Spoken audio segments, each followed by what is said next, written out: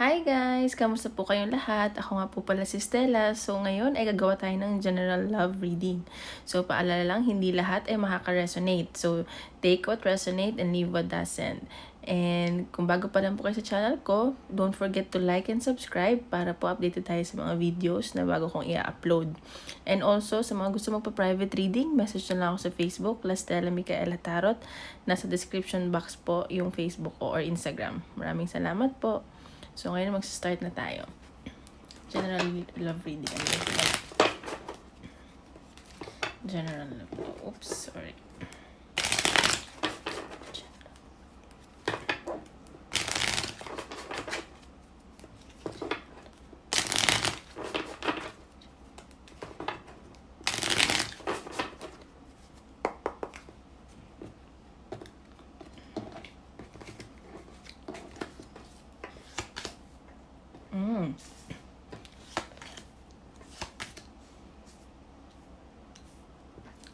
Okay.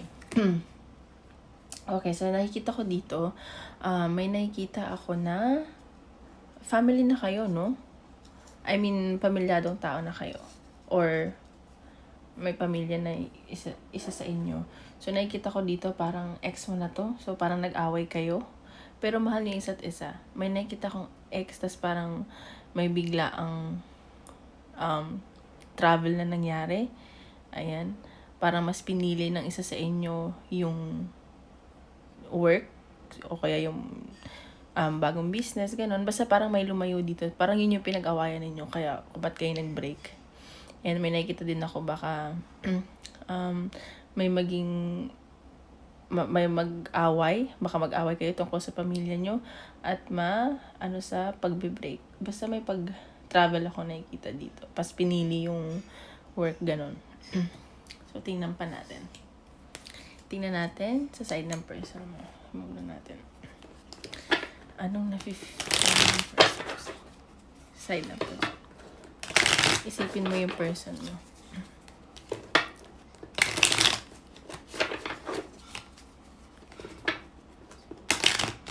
Oops.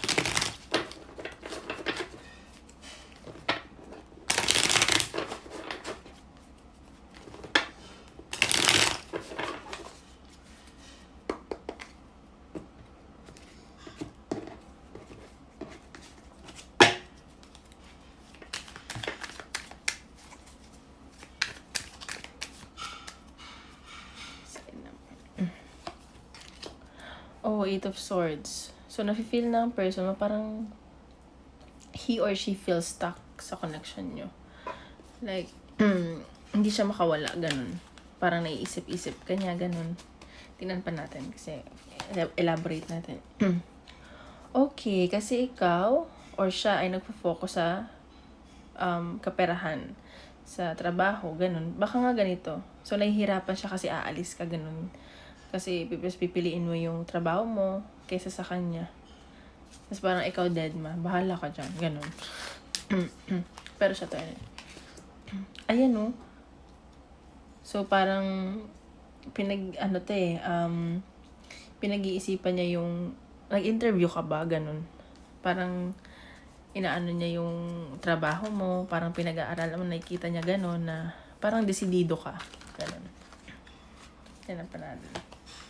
Three of Pentacles, see? Ikaw kasi parang parang gusto pa rin niya i-work out yung relasyon nyo. Pero parang nakikita niya na, yun nga, focus ka sa work, ganun.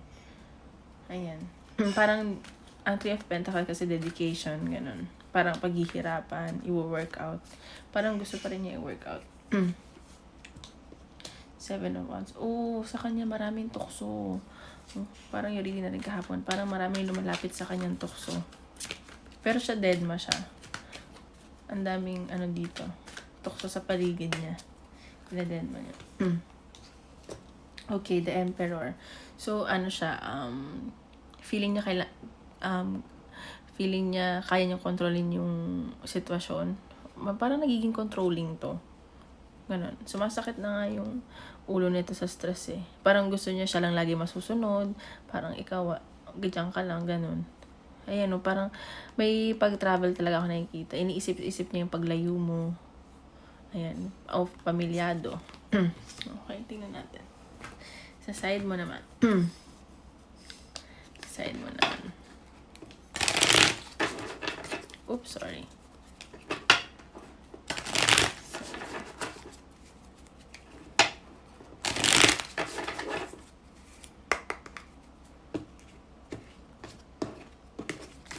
Oopsie. Pag madulas yung cards, parang pinapashuffle pa ako ng spirit. Side mo. O see? Three of Pentacles din. Parang may nakikita akong celebration. Parang may nakikita din akong celebration sa'yo na parang, ano ba, natanggap ka ba sa work? Ganon? Ayun, parang sobrang saya mo. Tapos parang maraming tumutulong sa'yo. May mga kaibigan na tumulong sa'yo. So, ayan. Masaya ka. Page, oh yan oh, may offer talaga sa'yo. Ayan, tapos pag-iisipan mo. Kasi parang itong offer sa'yo, magiging creative ka. Like, passion mo talaga tong offer sa'yo. Like, talagang gustong-gusto mo to. The Empress. O si, tas ikaw, parang sanay kita ng person mo, ikaw na yung mapapangasawa niya. Kaya siguro, parang gusto ka na niyang, ano ba yun, anakan? Ganon. Ayun. Pero parang, ikaw gusto mo rin naman, pero parang hindi pa time. Gusto mo na din, ayun, magkaanak, wini-wish mo na din yun, pero parang hindi pa time kasi nga, may gusto mo pang mag-focus sa kaperahan mo. Ito naman natin. Side mo. Three of Swords. So, ba't ka nasasaktan dito? Or masasaktan ka pa lang. Ano ba? Ganun. Sobrang masasaktan ka sa ginagawa niya. Ganun. Hala, Two of Swords. So, parang nagdadalawang isip ka na sa kanya. Siya, nagdadalawang isip ka ba? Ano ba? Trabaho ba o siya? Pero syempre, pipiliin mo ang work. So, tingnan pa natin. Nahihirapan ka rin sa sitwasyon kung trabaho ba o pamilya mo. Kasi nakikita ko gustong-gusto mo mag-work. See? Pinag-aaralan mo talaga. So, mag-iisipan mo ano ba? Work or siya or pamilya. Ganun. Ace of Swords. So, may nakikita ako sa yung travel dito. And communication. At Chariot, mabilisan. See? Mahal nyo talaga isa't isa din, oo. Knight of Cups. Yeah. Mahal nyo isa't isa. So, tingnan pa natin. Ano ang advice sa'yo ng universe? Tingnan natin. Advice ng universe.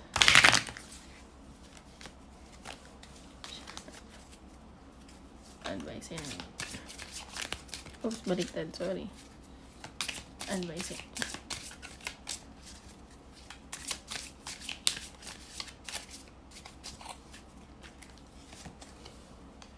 Narrow pathway, tread thoughtfully. Okay, see? So, pag-isipan mo mabuti, ano ba talagang tatahakin mo? Ayun, no? Parang pinapapili ka talaga. So, pag-isipan mo mabuti kung pamilya ba? Or jowa mo, o papamilya ka na, or trabaho. Okay? Tingnan pa natin.